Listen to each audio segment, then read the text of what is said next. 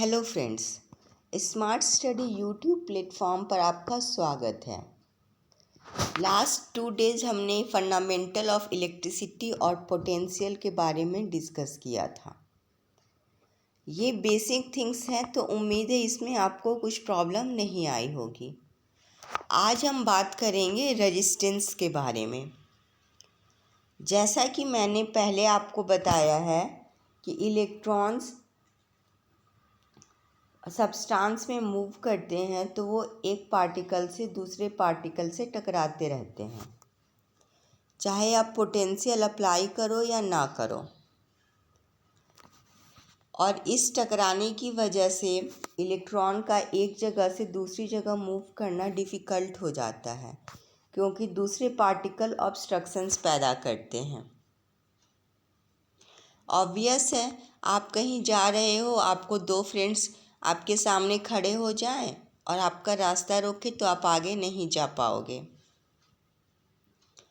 उसी तरह इलेक्ट्रॉन्स भी आगे नहीं जा पाते हैं। तो ये जो ऑपोजिशन होता है सब्सटेंस का, इसे हम रेजिस्टेंस बोलेंगे। तो रेजिस्टेंस को हम कैसे डिफाइन करेंगे? The opposition offered by a substance to the flow of electric current. इसे हम कैपिटल R से डिनोट करते हैं और इसका सिंबल ऐसा होता है। क्लियर? इसका यूनिट ओम होता है, जिसको हम ऐसे भी डिनोट करते हैं, उल्टा घड़ी की तरह।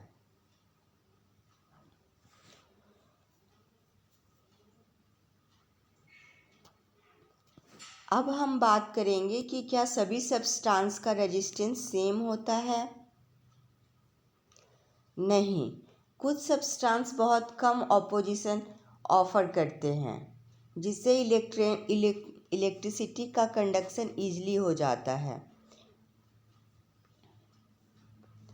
मतलब अगर यहाँ पर कोई सब्सटेंस है और उसको इलेक्ट्रॉन को एक एंड से दूसरे एंड पर जाना है, अगर इसको हम कम ऑपोजिशन इसको देंगे तो ये अपना रास्ता निकाल कर यहाँ तक पहुँच जाएगा। तो ऐसे सब्सटेंस को हम कंडक्टर बोलेंगे। लेकिन वहीं अगर बहुत सारे एलिमेंट्स, बहुत सारे इलेक्ट्रॉन्स इसको अपोज करने लगे तो ये एक प्लेस से दूसरे प्लेस पे बहुत लेट से पहुँचेगा या नहीं पहुँचेगा। तो ऐसे सब्सटेंस करंट का कंडक्शन नहीं कर पाते हैं और उन्हें हम इंसुलेटर कहते हैं। वहीं कुछ सब्सटेंस ऐसे भी होते हैं जो रूम टेम्परेचर पे तो करंट का फ्लो नहीं होने देते हैं, लेकिन अगर उनमें हम टेम्परेचर इंक्रीज कर देते हैं या कुछ इम्प्यूरिटी ऐड कर देते हैं तो इलेक्ट्रॉन का फ्लो स्टार्ट हो जाता है। वैसे सब्सटेंस को हम सेमीकंडक्टर बोलेंगे।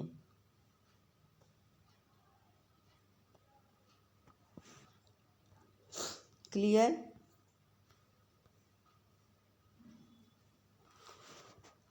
हम ये भी बोल सकते हैं कि रेजिस्टेंस क्या हुआ? रेजिस्टेंस हुआ 2 पार्टिकल का टकराना, और टकराने की वजह से क्या होगा? फ्रिक्शन होगा, और फ्रिक्शन की वजह से हीट प्रोड्यूस होता है। इलेक्ट्रॉन जब एटम और मॉलिक्यूल के साथ कोलाइड करते हैं तो ईच कोलिजन में बहुत कम क्वांटिटी में हीट जनरेट होता है। इसलिए electric appliances like bulb, fan, motor थोड़ी देर चलने के बाद, काम करने के बाद वो गर्म हो जाते हैं। क्लियर? अब एक सिली से क्वेश्चन का आंसर दो। यहाँ पर एक रूम है जिसमें 3 बल्ब लगे हुए हैं, B1, B2 और B3। यहाँ पर एक रूम है जिसमें 3 स्विचेज हैं, S1, S2 एंड S3। आपको इस रूम से इस रूम में एक बार जाना है और फिर इस रूम से इस रूम में वापस आकर बताना है कि कौन सा स्विच कौन से बल्ब का है। क्लियर? ये सोचो, ये अभी जो मैंने बताया हीट जनरेट होता है, ये क्वेश्चन उसी पर बेस्ड है। सोचो और नेक्स्ट डे मैं इसका आंसर आपको बताऊंगी।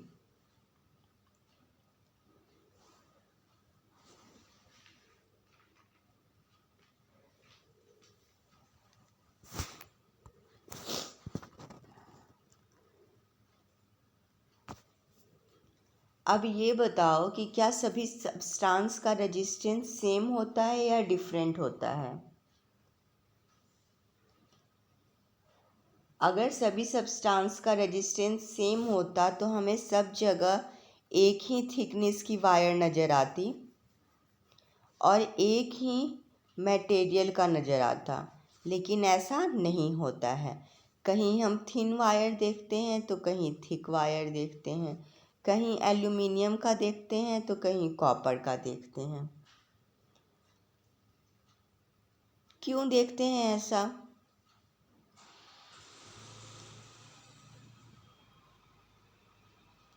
इसका मतलब ये हुआ कि रेजिस्टेंस मटेरियल पर डिपेंड करता है और हम अपने यूज के अकॉर्डिंग, रेजिस्टेंस के अकॉर्डिंग कोई भी कंडक्टर को यूज करते हैं।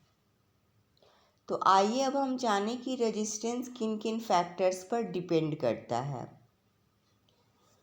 किसी भी कंडक्टर का रेजिस्टेंस डायरेक्टली प्रोपोर्शनल होता है लेंथ ऑफ कंडक्टर का। मतलब जितना ज़्यादा लेंथ होगा उतना ज़्यादा रेजिस्टेंस होगा, और resistance is indirectly proportional to cross sectional area. जितना कम क्रॉस सेक्शनल एरिया होगा रेजिस्टेंस उतना ही ज़्यादा होगा। Nature of material. और फोर्थ पॉइंट है टेम्परेचर। अगर हम ऊपर दो को कंबाइन कर देते हैं तो हमें क्या मिलेगा?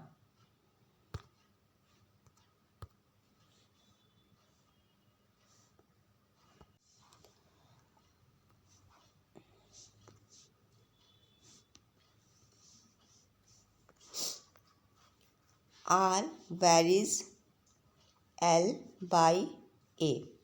और अगर ये वैरिज का सिंपल हटाएंगे तो R equal to rho L by A। यहाँ पर जो रो है वो एक कांस्टेंट है जिसे हम रेजिस्टिविटी बोलते हैं।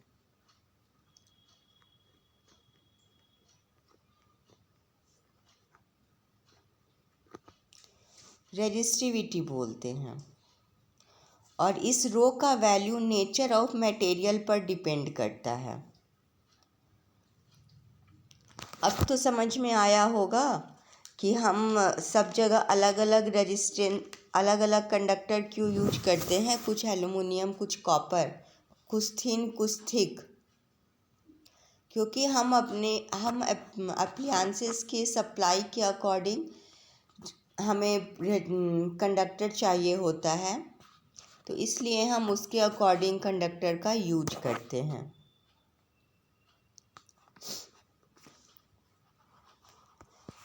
जैसा कि मैंने अभी आपको बताया, R इक्वल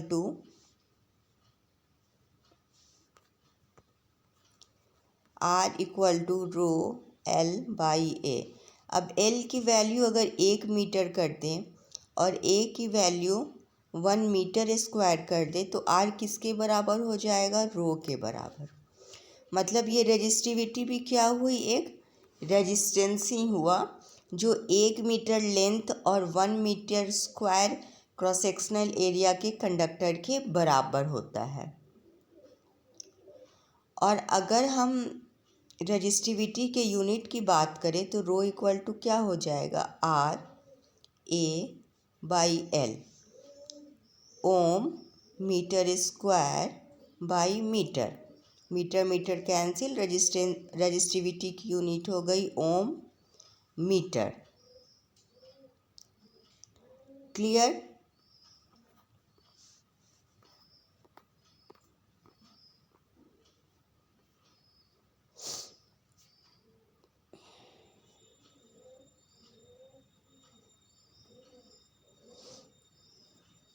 ये सब मैंने आपके साथ पहले ही डिस्कस कर लिया है कि resistivity is the resistance offered by 1 metre length of wire having area of cross sectional of 1 metre square. और इसकी वैल्यू नेचर ऑफ मटेरियल पर डिपेंड करती है और यूनिट ओम मीटर होता है। अब ये चार्ट आप देखिए, इसमें कुछ मटेरियल दिए हुए हैं, उनका नेचर दिया हुआ है कि वो मेटल हैं, एलॉय हैं कि क्या है, और उनकी रेजिस्टिविटी दी हुई है। इस चार्ट में हम देखते हैं कि जो भी मटेरियल सब्सटेंस हैं उनकी रेजिस्टिविटी बहुत कम है, -8 का पावर। वहीं एलॉय है, एलॉय की रेजिस्टिविटी भी बहुत कम है, -8 पावर। सेमीकंडक्टर की रेजिस्टिविटी मेटल और एलॉय से थोड़ी ज़्यादा है, और इंसुलेटर की रेजिस्टिविटी बहुत ही ज़्यादा है, 10⁻14 और 15 के रेंज में।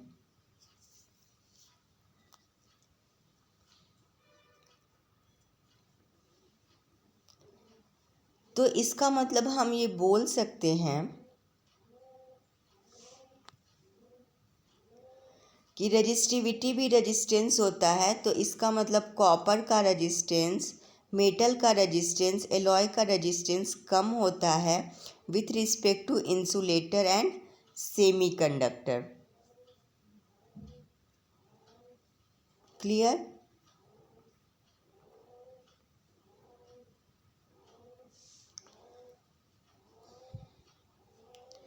रेजिस्टिविटी, अगर किसी भी सब्सटेंस की रेजिस्टिविटी कम है तो वो गुड कंडक्टर है। इंसुलेटर की रेजिस्टिविटी बहुत ज़्यादा हाई होती है तो उसे हम बैड कंडक्टर बोलेंगे। सिमिलरली सेमीकंडक्टर की रेजिस्टिविटी कंडक्टर और इंसुलेटर के बीच में लाई करती है, इसीलिए इसकी प्रॉपर्टी जो होती है वो कंडक्टर की भी होती है और इसमें प्रॉपर्टी इंसुलेटर की भी होती है। क्लियर। अब एक बात बताओ, अगर आपको अपने दोस्त के बर्थडे में जाना है तो आप क्या करोगे? आप अपने फादर के पास जाओगे और उनसे परमिशन लोगे, और आपके फादर क्या बोलेंगे? नहीं, तुम्हें कहीं नहीं जाना है, चुपचाप घर में बैठो। फिर आप कहाँ जाओगे? अपनी मदर के पास जाओगे, क्योंकि मदर को मनाना थोड़ा इजी होता है। तो माँ क्या कहेंगी? जाओ बट जल्दी आ जाना। मतलब घर में जो लोग हैं उनकी दो प्रॉपर्टी होती है, एक आपको रोकते हैं और दूसरे जस्ट अपोजिट आपको सपोर्ट करते हैं।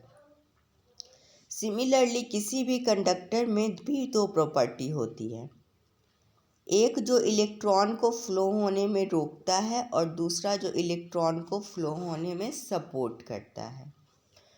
तो जो रोकता है उसे तो हम रेजिस्टेंस बोलते हैं, और जो फ्लो होने में सपोर्ट करता है उसे हम कंडक्टेंस बोलेंगे। तो कंडक्टेंस क्या हुआ? Reciprocal of resistance of a conductor is called conductance. G is inversely proportional to R। मतलब रेजिस्टेंस जितना कम होगा कंडक्टेंस उतना ही ज़्यादा होगा। क्लियर। तो अभी आपके घर में कंडक्टेंस की रेजिस्टेंस की तरह कौन काम करता है? आपके फादर। और कंडक्टेंस की तरह कौन काम करता है? आपकी मदर। क्लियर। कंडक्टेंस का यूनिट महो होता है, जिसे अगर रिवर्स डायरेक्शन में पढ़े तो वो ओम हो जाता है। और ओम किसका यूनिट है? ओम है रेजिस्टेंस का यूनिट है। कभी कभी हम कंडक्टेंस का यूनिट सीमेन भी यूज करते हैं, जिसे कैपिटल एस से डिनोट करते हैं। क्लियर? अभी हमने देखा कि रेसिप्रोकल ऑफ रेजिस्टेंस कंडक्टेंस होता है, तो रेसिप्रोकल ऑफ रेजिस्टिविटी कंडक्टिविटी होती है, जिसे हम सिग्मा से डिनोट करते हैं। तो सिग्मा इक्वल टू क्या हो जाएगा? सिग्मा इक्वल टू 1/ρ, और यूनिट क्या हो जाएगा? सीमेन मीटर इनवर्स। ठीक है।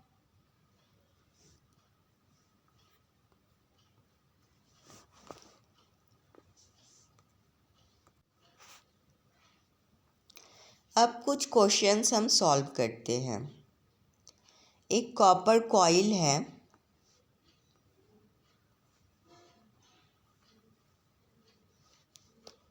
जिसमें नंबर ऑफ टर्न्स दिया हुआ है 2000,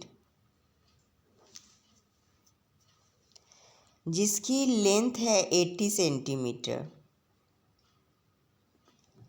और क्रॉस सेक्शनल एरिया दिया हुआ है 0.8 मिलीमीटर स्क्वायर, और रो की वैल्यू दी हुई है 0.02 माइक्रो ओम मीटर। ठीक है। तो अब इसका रेजिस्टेंस निकालना है।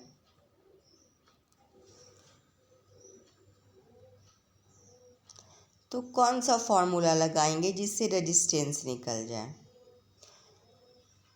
लेंथ, क्रॉस सेक्शनल एरिया और रो दिया हुआ है, तो R equal to row L/A। हमें इसमें सबकी वैल्यू मिल गई।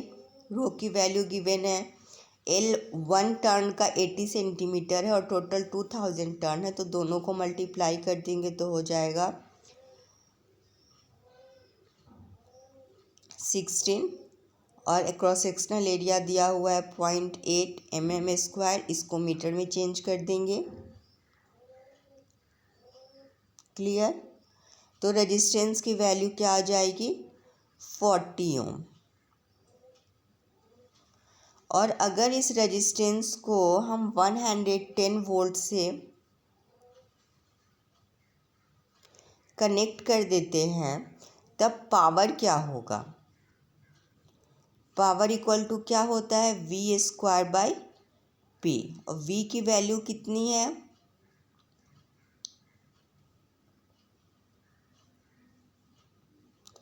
V की वैल्यू कितनी है? 110 का स्क्वायर बाई R की वैल्यू 40। इसको सॉल्व करेंगे तो आ जाएगा 302.5 वाट। क्लियर? कोई भी न्यूमेरिकल हो, उसे सॉल्व करने के लिए सबसे पहले जो दिया हुआ है वो लिख लो, और जो निकालना है वो लिख लो। उसके बाद सोचो कि कौन सा फॉर्मूला अप्लाई करेंगे कि जो निकालना है वो आ जाए। एक क्वेश्चन देखिए, घबराना नहीं होता है, सारे क्वेश्चंस इजी ही होते हैं, केवल अप्रोच मैटर करता है।